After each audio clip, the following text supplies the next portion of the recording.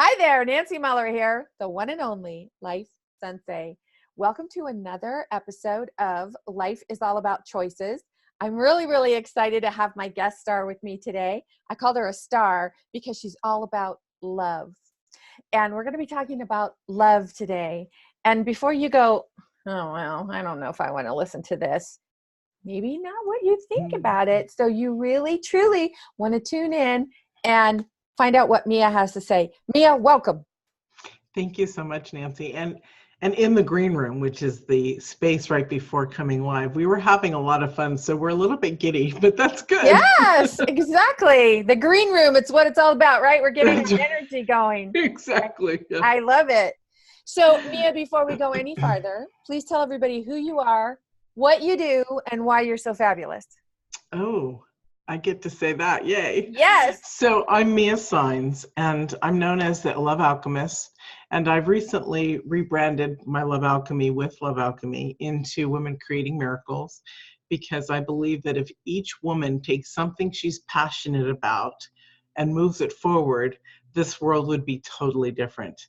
Now, to get there, we need to work on the growth and that stuff in order to be able to sustain our dreams. So that's who I am. And is it any wonder why you and I are such good friends? That's right. And as far as being fabulous, because we were laughing before and I'm kind of like giddy like that right now, I have never had anybody say and tell us why you're fabulous. And so I guess I'm supposed to say, I'm fabulous too. And really, that is part of self-love, isn't it? To honor and cherish ourselves. Yes. So I'm fabulous. Yes, go for it. Because, people always say, with that greeting, hi, how are you? I always say fabulous. And I've had people go, okay.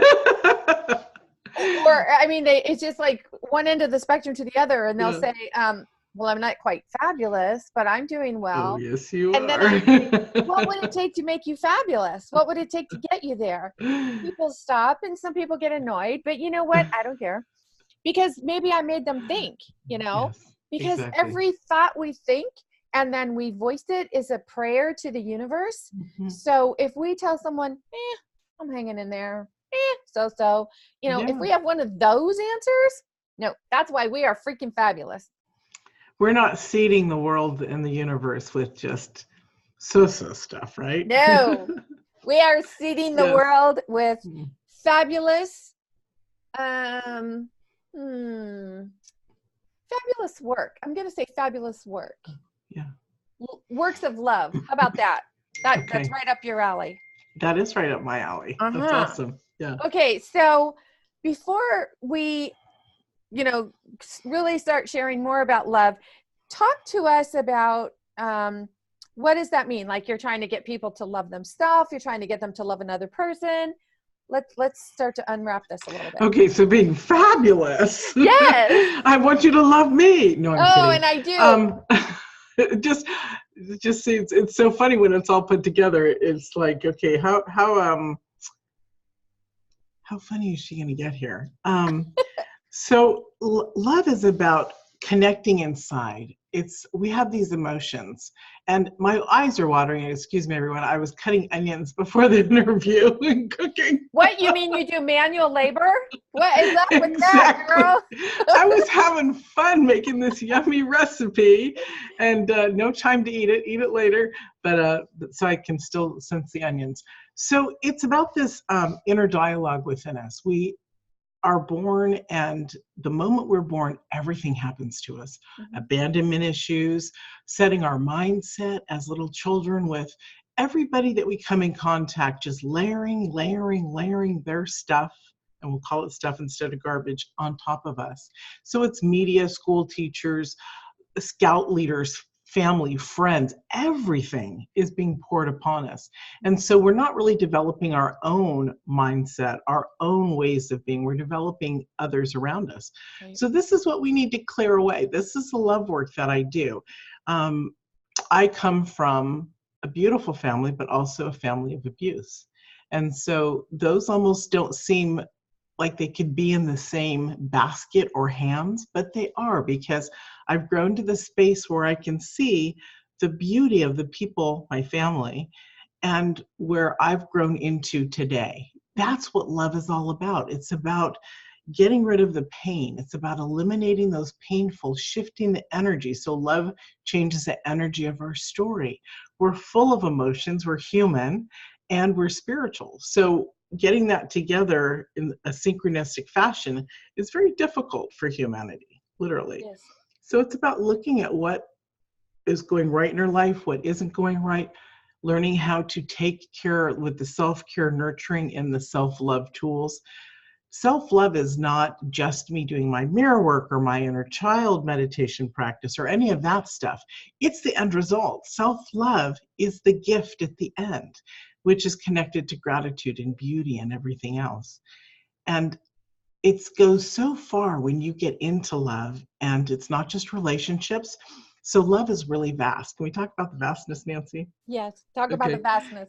Yay. So love is really vast. It's interpersonal development or interpersonal love. It's connection to the divine. It's relationship. It's parenting. It's work.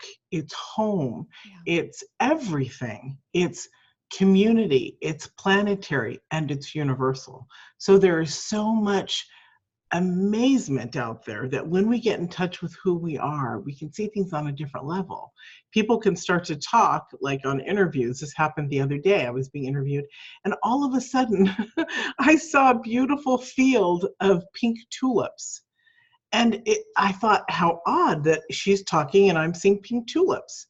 And then I realized that's love. And so I had to bring it out in the conversation. Love is art. Love is everything. Love is music. It's a connection to our soulfulness. So it's vaster than just, I want to be with this person. My mama didn't love me. It's so much deeper and richer. And then these situations like my mama didn't love me, or I want to be with that person, we begin to take a proper framework of where everything is laid out and who we are.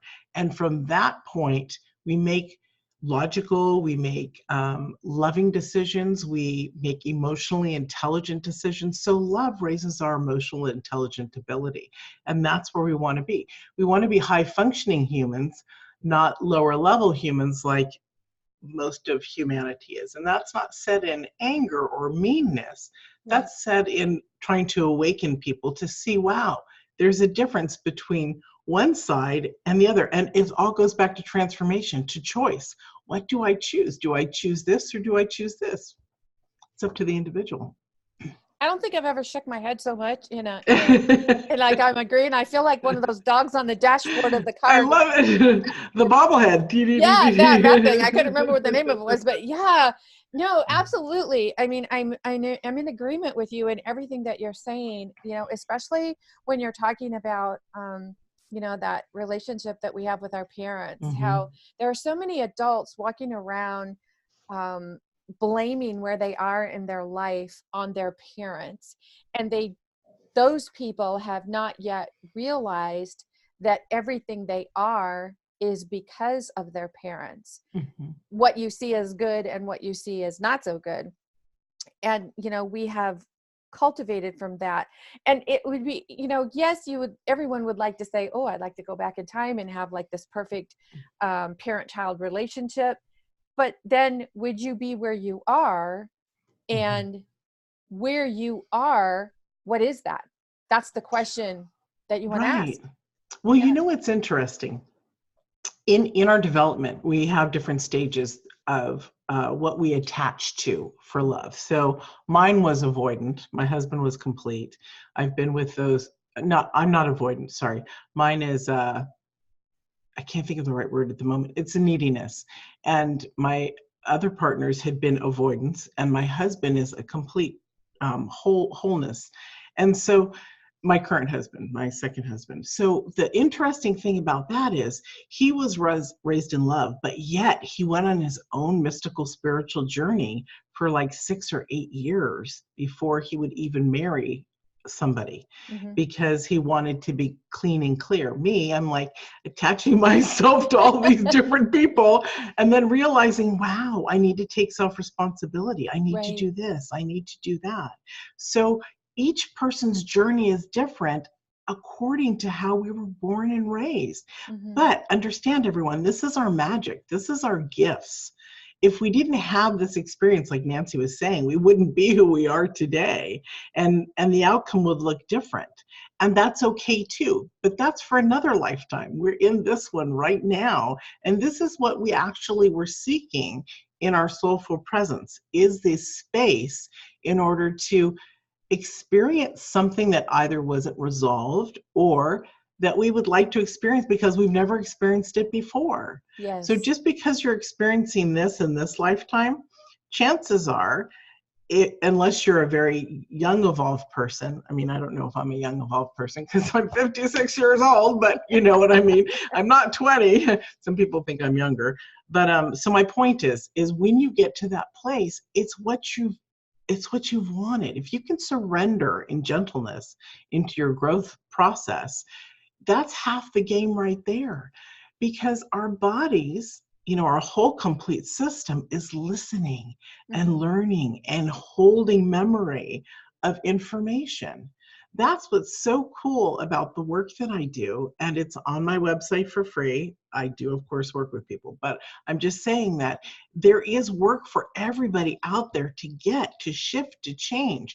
If people don't feel like they can work with somebody or want to work with somebody or don't have the financial ability, that's okay. The work is out there. Just start Googling, start researching. Right. I have psychologists who follow me even at universities in London of this work because they went outside the box like I'm telling everybody else to. You're unhappy, so you became a psychologist and you want to find love? Great. It's there. The information's on my site, or you can find it somewhere else. Don't stop. That's what I tell everybody. Don't stop. You have your own expression of what fits you, and you will find it. Ooh, can I share my 5% rule? Yes, please do that. It'll be fun. So I during this coming into teaching self-love, I've been studying it since I was 24. So I think that's like 32, 3, 4 years, something like that. And it was just because my childhood was so abusive that I became so introverted that I couldn't laugh out loud and I couldn't fully express myself. But yet, I got married at 18 and I loved my husband deeply and grew to the space that I realized, this isn't the life that I really want to live. And so I moved out of that into another place. It's about looking at everything and the development. We can always move in and greater within ourselves. It's not a scary place. Right. I love to tell people that it's going to be the most amazing journey you'll ever go on. And I've traveled in the world. And so I want to tell you, this journey inside is the most amazing. I also think you should get out and go see the rest of the world too. But but work on yourself, because there's such peace in there. There's such you'll find your answers to your questions that you've always had. There will be questions that come up that you'll say, dang, I didn't even realize that was even layered in there. Exactly. And what we find, Nancy, isn't it a miracle? And it's amazing when we get to another space and we're like looking behind us saying, wow, I sure do love this hindsight thing, because I can see how I'm loving the space that I'm moving into. Absolutely. And, I went on your website and I downloaded your ebook, Mirror, Mirror. And one of I wrote this down because, there's a very popular saying, every journey begins with the first step. But you said, and I'm going to read this, the journey of 1,000 miles didn't start with the first step. It started with a choice. Isn't that interesting? Pause for effect there. Yes, because think about that. Before you take action, you have to have a thought about it, and you have to make a choice on the thought. And that really stopped me because as I was thinking about it, I realized that is really profound. I really love that you put that in there, because what you're doing is you're giving someone the opportunity to not jump into the fear-based part of it, but to, because, it can be very fear-based to say, all right, I'm going to take this step and I'm going to try this program or work with this coach or, whatever it is that we're stepping outside of what we know. But when you say, I can start with a choice, Mhm. And you could sit with that choice for as long as you want until you take that Mhm. step. And I thought that was a really, a very soft way to bring that into your thought. I'm glad because transformation, again, we spoke about it earlier, it's a choice, right? So Right. do I want chocolate? Do I want vanilla? Do I want Mm-hmm. chocolate? Do I want strawberry? We have these choices to choose from. Do I want to feel in pain or do I want to feel whole? What would it, and then you start expanding. What would it feel like to feel that space in the solar plex that feels like it's missing stuff? I hear people say that I have a hole there, but I don't understand. I keep consuming whatever, buying or this or that. What Mm-hmm. would it feel like for it to just be smoothed over, not even affect me? What would it Yeah. feel like? When I finally got to that space, it's interesting because my youngest, we were in family counseling. I 9/11 knocked me out, which is part of my story, which is in the book. And I got to a point where I was literally dying, and doctors said that I had less than 2 years to live. That was 2008, and that was a shift of my current life today. Um, I'm the 9/11 thing threw me again. Um, Help me out, Nancy. Transformation Yeah. choice. So it's all about a choice. In that space, if I decided to stay on the couch, in bed, dying, I wouldn't be here today to shift. And Mm-hmm. in that book, it goes through the transformation. It shows you what transformation looks like. It shows you what the saboteur looks like. It shows you what a life that wasn't loved compared to a life that is loved looks like. Mm-hmm. That's what's important. And so the steps, yes, I tell everybody, take that first step. But when you make the choice, that's when the journey shifts. You can walk thousands of miles and thousands of steps without going anywhere. Mm-hmm. But once you make that choice, that transformational choice, nothing will look the same. Again, chocolate or vanilla. What do There you you want? go. Strawberry, pistachio? We have these choices. Absolutely. And just knowing you have choices, that it's not an either or. Well, it has to be this or it has to be that. When you can step back and say, oh, it's not an either or. I can have this or that, or I can go up or down or Mhm. sideways. Or Mhm. when you allow yourself to step out of the either or mindset, then it's not like, okay, good or bad, right or wrong, painful or not painful.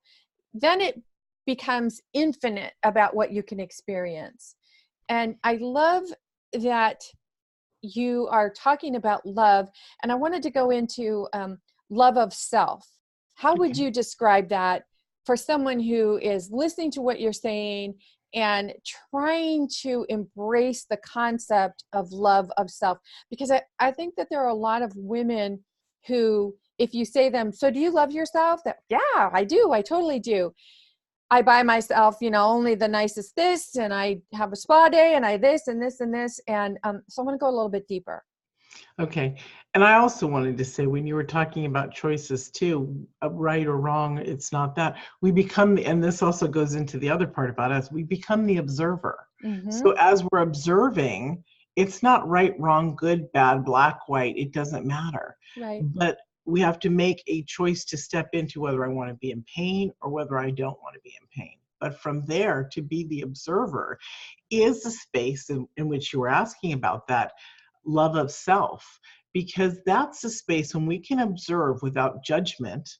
Yes. There's no pain or sorrow or hurt. We can start to look, and then we shift that energy onto everything in our life, partnerships and things like that, because you're observing how you're being treated, you're observing how you're connecting with people. And then that's where you start to ask questions. It's not about the selfishness of shopping and high quality this and that. Yes, we do want to adorn ourselves lovingly. Why? Mm-hmm. Because we want to express ourselves the best way that we know how. That's just part of the fun. But buying stuff for ourselves is not self-love unless it's part of the self-care stuff, like Right. the food that you eat, having a roof over your head, clothing to protect your body. And so learning or looking at these spaces of love of self, it's universal, just like everything else. How do I want to feel, or how am I feeling in a boat on a lake? How do I feel in a library? How am I going to act with people? So it also goes into that relationship space too, the interaction. Right. This is my favorite thing to teach and work with people on, because most people, like in business or et cetera, anything, they get an email that sets them off, even business wise. What do? They go on for the attack. Mm-hmm. My thing is, I love to say, what would love do? How would love see this, and how would love respond? And then when you settle into that sweet embrace with your divine maker, I believe that love and God are connected, Mm-hmm. very much a very high vibration, divine love. And so as we settle into it, it's a softer place. Communication is not thrown off. We don't get well, what are they saying? Why are they picking a fight? It's sweetness. And then the response is sweet. Why? Because the energy was whole and pure and put out that way. And so everything goes back to love. How do we see things? How do we interact? How do we feel? What are we being like? But that usually doesn't come about unless we begin the small practices. Even looking at ourselves in the mirror work. It's not about saying, I love you, Mia, because, but it is about connecting. I love you. Our soul has had many names. So we're waking up our soul essence. We talked about abandonment and early childhood stuff. We have these walls built upon us from when we're really tiny. Mm-hmm. Dysmorphia. It doesn't have to be about our body to have dysmorphic beliefs. Our mind does too. We don't think we're good enough. We don't think we're pretty enough. We're thin enough. We're fat enough. We're whole enough. We're this, we're that.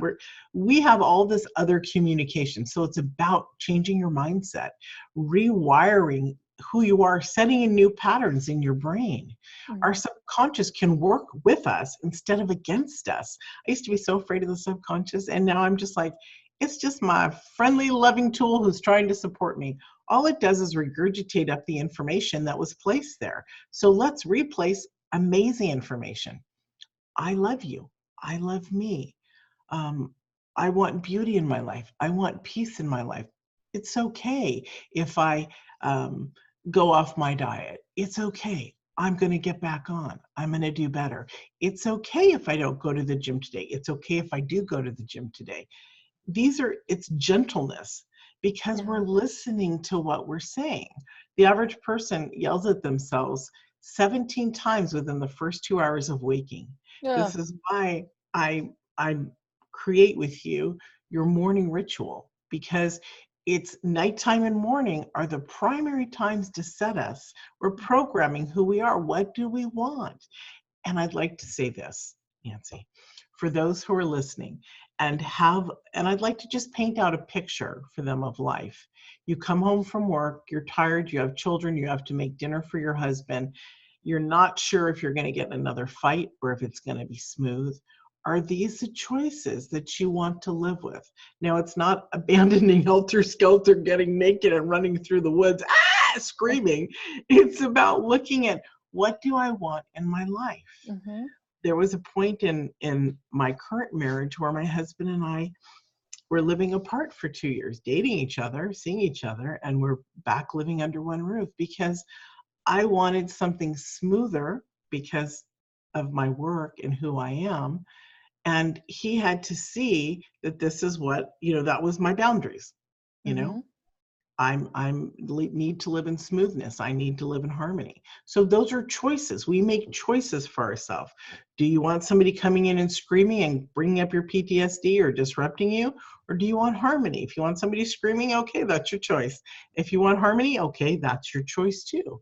Create it, work it, bring it in. We talked about seeding earlier, right? In the very beginning. Mm-hmm. And so everything positive and beautiful, all our prayers, all our meditations, everything we're putting out there, we're seeding to the universe what we want.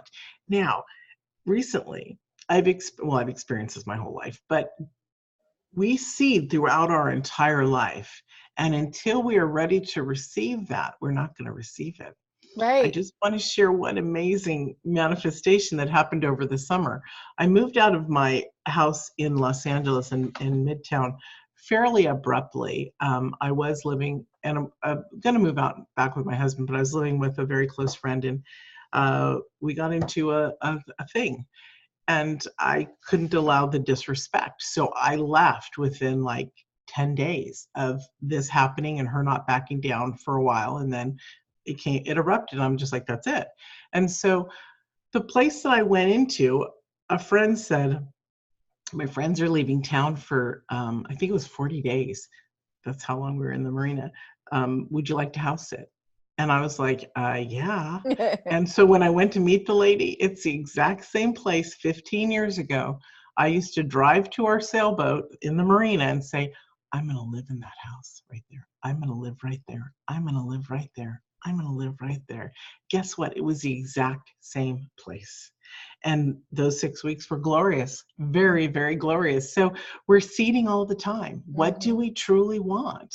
You know, you're calling in when as you begin to work your journey and your energy and everything and clear stuff up and start to feel a lot better about who you are, and you're watching things coming and flowing easier in your life, you can pull from your past seeds, can manifest in the future. I mean, in the future, like 15 years. Right. And you can also have manifestations instantly, like because you're that clear. Right. It's beautiful. So us seeding these beautiful things about what we want and who we are to the universe, they're not going without being heard. So be careful what you're seeding. Don't seed, I can't live like this and I have to get rid of him, unless that's really what you want. Everything we're saying, the universe is listening. Our body is listening. So that's one of the aspects of love that needs to be understood in order for people to have harmonious situations. And love and energy all work the same. They all work together, That's the truth. Well, and when you think about it, we all come from love and light.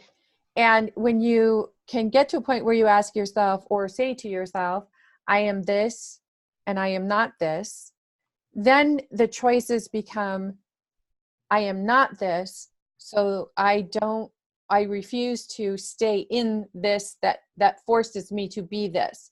And you made that choice with your husband. You said, okay, this is my boundary. This is my limit. This is what I need for me. And there was no, all right, well, let's compromise. It's like, no, this is really what I need. And you did that with total love of self, to say it's better for me to leave this relationship and maintain my love of self and see where this goes, rather than stay in the relationship and not be able to honor your love of self. That's what I really get from what you're sharing. And because I was loving to the other person, right, everything worked out. Everything was beautiful, because love is that foundation and road between A and B, right? Right. And if you don't want somebody in your life, then you don't encourage that. You can still, love is love. Okay, we get divorced, people die, whatever. It doesn't matter. Love is love. When that person that you loved is out of your life, you still love them. People are like, no, I hate them. I'm angry. I'm mad. That's just a process of the losing of them. You need to always shift back into a love. You don't have to be in love, but the caring of their well-being. You don't even have to be in their face or in their life to wish them well, to care about them. That is love. That emanating of love, that energy, it makes such a difference what you're sending out, what's coming from you, like this big sonar around you. What is that? What does that feel like? Because that's what you're sending out. And that makes that just, it comes back to self. I often suggest to clients to do a mirror exercise. I first learned this years ago from Louise Hay, where you look in the mirror and you say, I love you. And you point out, things on your body and you say, I love this because of this. And it's interesting to me how difficult that is for so many people to look themselves in the eye and say, I love you. And I rather enjoy it. I like look in the mirror and I'll go, man, that looks pretty good. You did a good job with that today or something. Because, we have to be able to see it in ourselves before we can see it in anyone else. And I think that that's where people lose it a little bit. Well, you're also humorous like I am, because that's something I would do too. Hey, girl, we got it today, Looking good. Right? Yeah, exactly. And everybody listening to this, and I notice my face is turning red. I don't know if I'm allergic to the onion. Wow. So the point is that as we do this, it's done in fun, right? We're not being arrogant about it. It's humorous. It's loving, because we've built a relationship with ourselves that we can actually do that. 10 years ago, 11 years ago, I didn't look at myself in the mirror for 8 years, since 9/11. I had not looked in the mirror at all. Couldn't. So when I started doing the mirror work again, I did it with, and this is one of the ways I teach it, I did it with a little compress, or compact. You look in the mirror and you're just looking at your eyes, and you're beginning to understand the shape and the color. And then you spread out to just the shape of your eyebrows, and maybe the bridge of your nose, and then a little bit out further, because you're being gentle with yourself as you're moving in through it. Trauma makes us dislike ourselves. When somebody's being traumatic or abusive on us and telling us, you're bad, I hate you, or whatever, your soul is saying, if they love me, they wouldn't hit me. If they love me, they wouldn't do that. I wouldn't be scared. So you have turned against yourself in a way that's not your fault. And it's okay. So be gentle. Go slow if you have to. There's also, for the blind and deaf, directions in the Mirror book about how to do the work.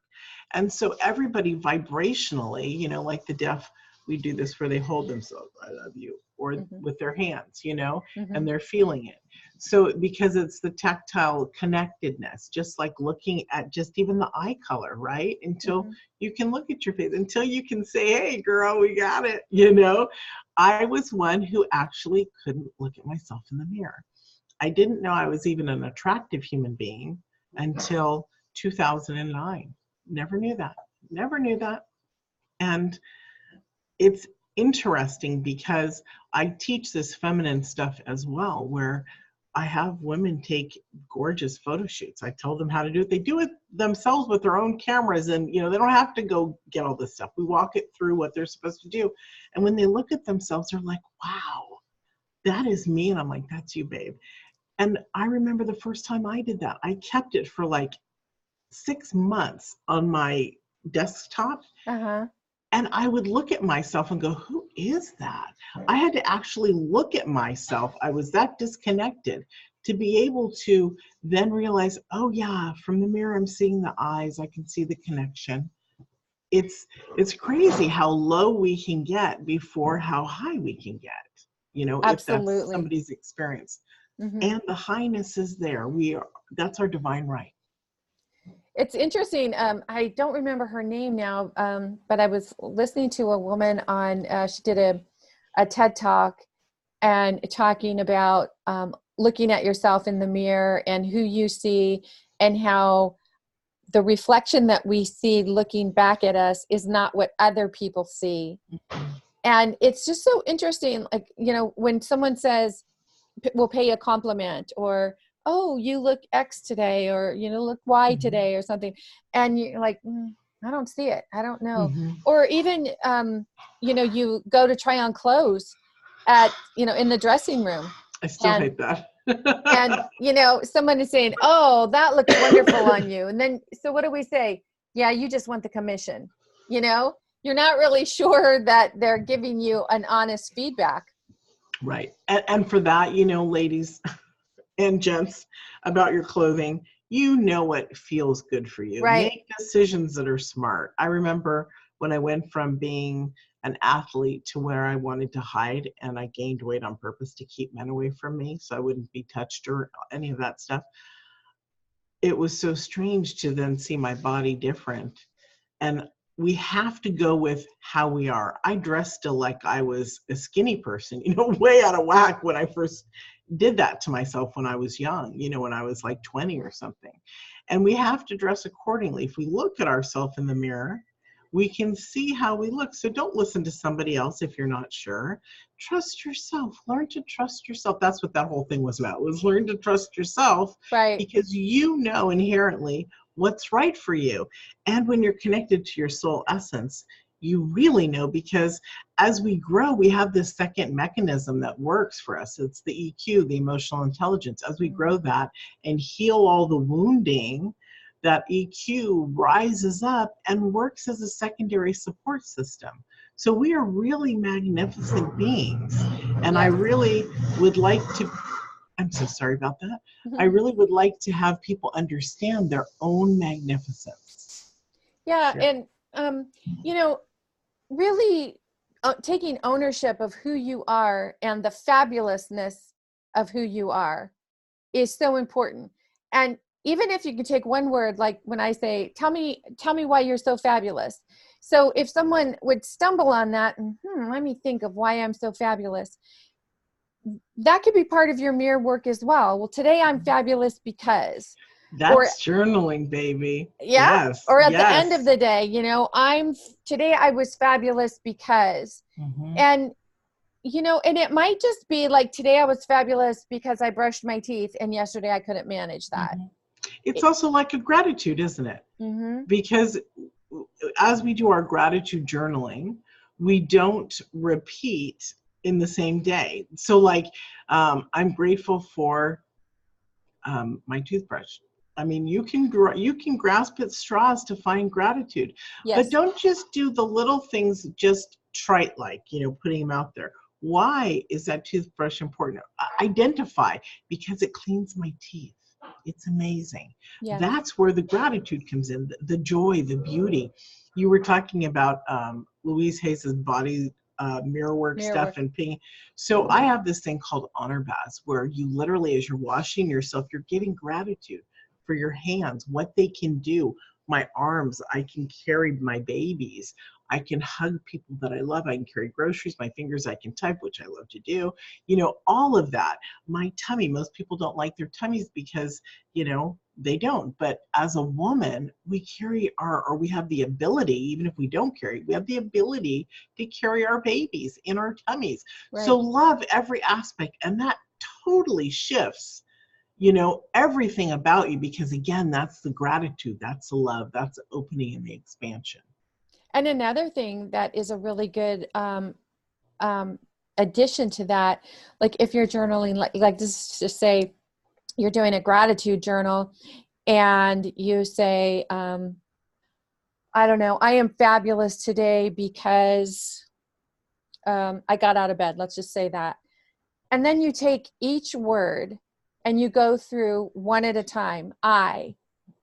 And you spend a couple, you know, seconds to a minute or so on the word I. What does that mean? I, me, this person who I am. Nancy, who is Nancy? And you really think about that word I. And then am, what does that mean to you? And if you take each word and you go slowly, and even with some really amazing books that are out there, self-help books, books on metaphysical information, and you just find one sentence that really kapows you, and you just take a minute and you stop and you look at that sentence and you take one word at a time, you'll be amazed at how it just shifts your energy. Well, because you're making that cognitive connection. As humans, we have the intellect with the logic and all that, and then we have the spiritual side with the esoteric, and we're these two separate beings, right? Just going wonk, back and forth. But when you do what you said, I started doing that really at a very young age. I was raised metaphysical. I'm a third generation. So there was time spent in prayer and meditation and the Bible, and then another metaphysical book that supported it. And so I literally would break it down, and I realized that's how the shift would happen for me, which means that a large part of humanity, which we never talked about, the 5% rule. I was coming back to that. Don't worry. I wasn't going to let you get away with that.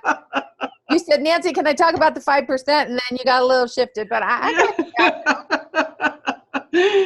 So this is perfect also for the 5% rule. The 5% rule is 5% of the population, the human population, will absolutely love us. I believe that that's goes into the spectrum of 15%. Because when you look at it like on a meter or like a rainbow, you can see the changing of stuff, right? The different elements are changing. So if we worked with 5%, and let's work with the old number of 7 billion, because we're now at like 8 billion. So if that's 7 billion, that's 350 million opportunities, 350 million ideas, 350 million ways to be loved, 300 if your thing is needing money, $350 million. This is about releasing the stress on stuff and seeing the abundance, right? So it's really, that's the 5% rule. It's really powerful and beautiful, and it takes away the fear.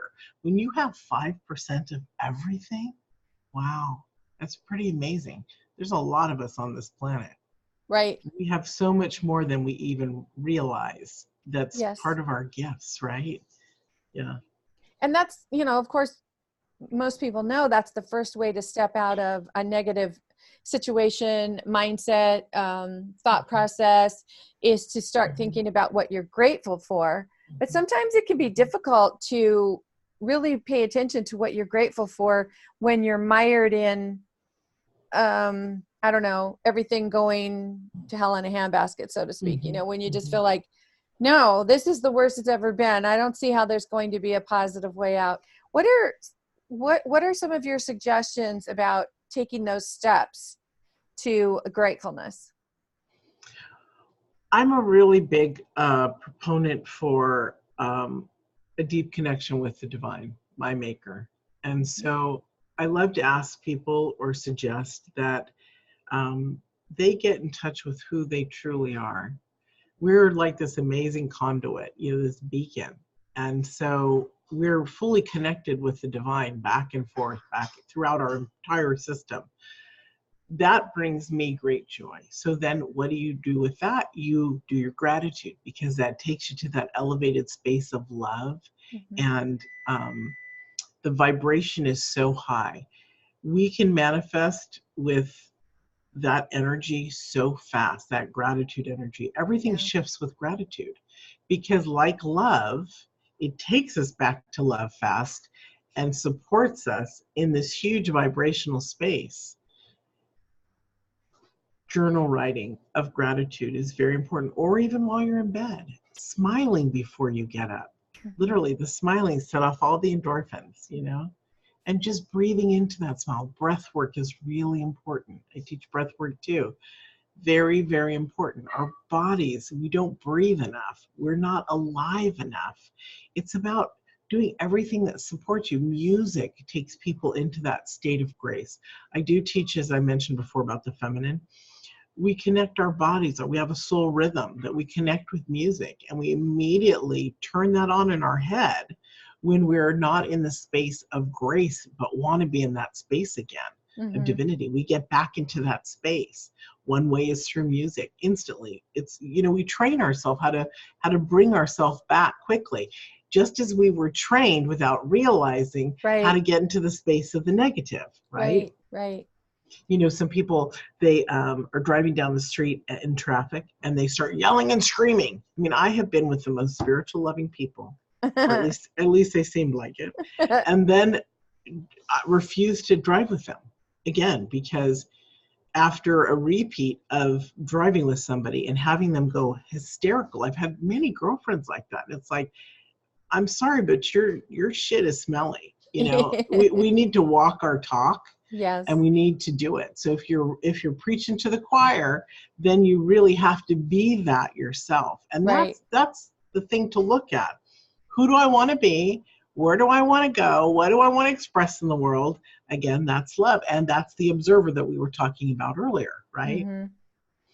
So about gratitude is one of the things that raises that elevation. The mirror work, I have people do that. It's recognizing your own miraculous ability to be in amazement, curiosity with yourself. When you develop that love affair, the curiosity is so amazing.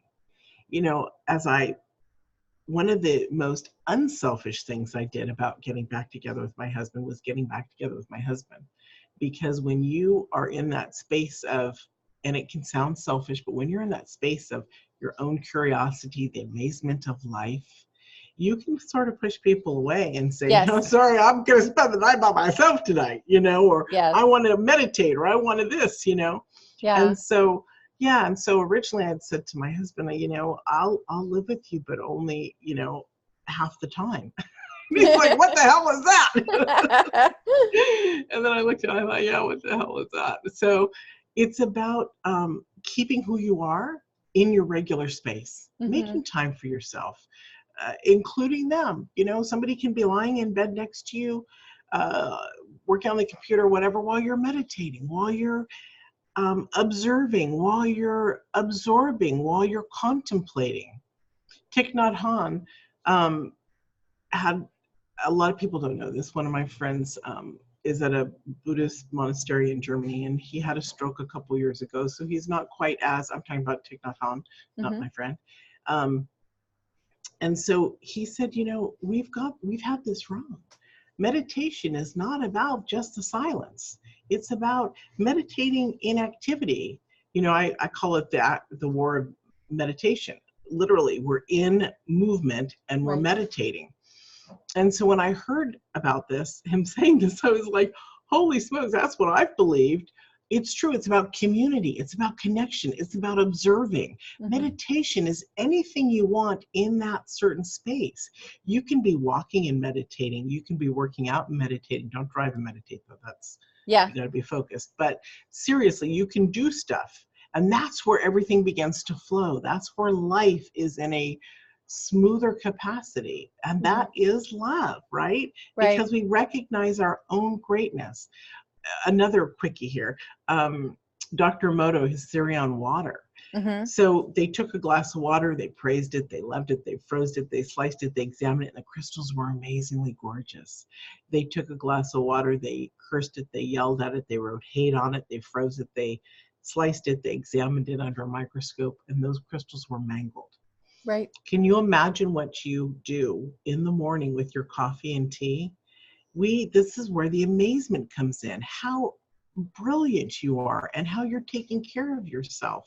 When you're heating up your water, even that water needs to be known and done in love, because you're feeding yourself that love through the water, through the cooking, through the preparation.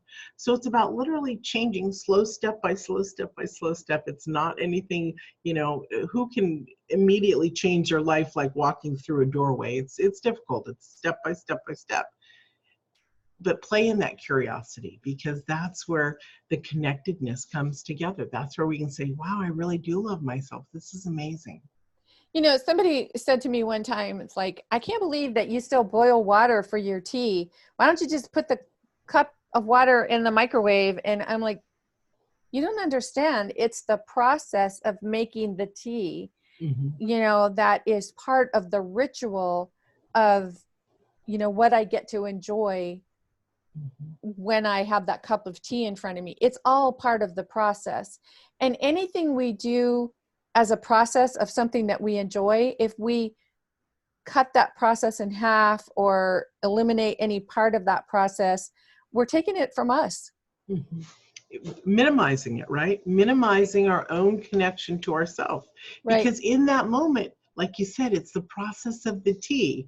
And just like the Japanese with their matcha, it's the whole process of growing it, of buying these ceremonial green tea leaves, of preparing it. It's the honoring of self. I love that you said that, because a lot of people don't make that connection. Yeah. It's so important to know, like, what are you doing for yourself, and what are you keeping from yourself? Again, that's all about love. Right. Exactly. Yes. So Mia, tell everybody how they can get a hold of you if they want to look at, the Love Alchemist and what you're doing with Women Making Miracles. Okay, wonderful.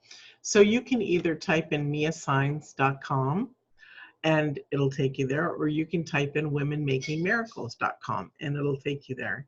And so my Love Mastery program for the last 10 years has been shifted around into Make Love Real. And so it's nothing sexual, I have to say that, because when I came in as a Passion Muse years ago teaching this, people would say, men would say, is that a sexual thing? And I'm like, self-love is not about that. It's about who we are. So Make Love Real is about making love real in your life, however you want it, in a relationship, with yourself, with your children. Remember, don't ever forget your kids, because Exactly. that's a deep love connection. So Make Love Real is about you and your greatness. I still private coach too, but that's my program that I've created of the transformational aspects that move people the fastest in love.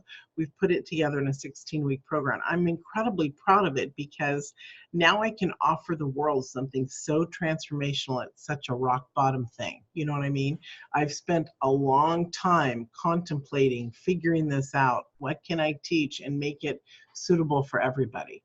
So I love it. And so you'll see things in there. There's different levels that'll be coming. We're going to have a mastermind of women making miracles. And then after that, the Sisterhood Society, which is a leadership program and transformational and nonprofit. Remember, I said if each woman takes something that they're passionate about Right. and turns it into something to support the world, what a different place this will be. So that's my mission, is to support women with their discovering themselves, discovering their world, and discovering their complete journey and bringing it together.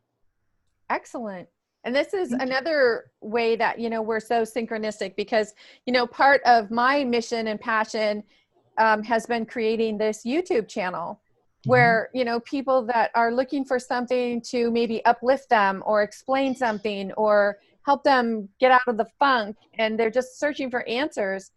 I think, this is great because I meet so many people, and when I interview them and we have these conversations with such a range of conversation and topics, you just never know who might be looking for exactly what you're talking about. And so, if something that you are hearing here is resonating with you, subscribe to the channel, share the channel, because you just never know. This topic might be hitting it home for you, but for someone else, they might need a different topic that we're talking about. And again, it's all about sharing the knowledge, something that you learn, pass it on, share it, because as one woman elevates, she takes everybody with her. And that's so important. Amen.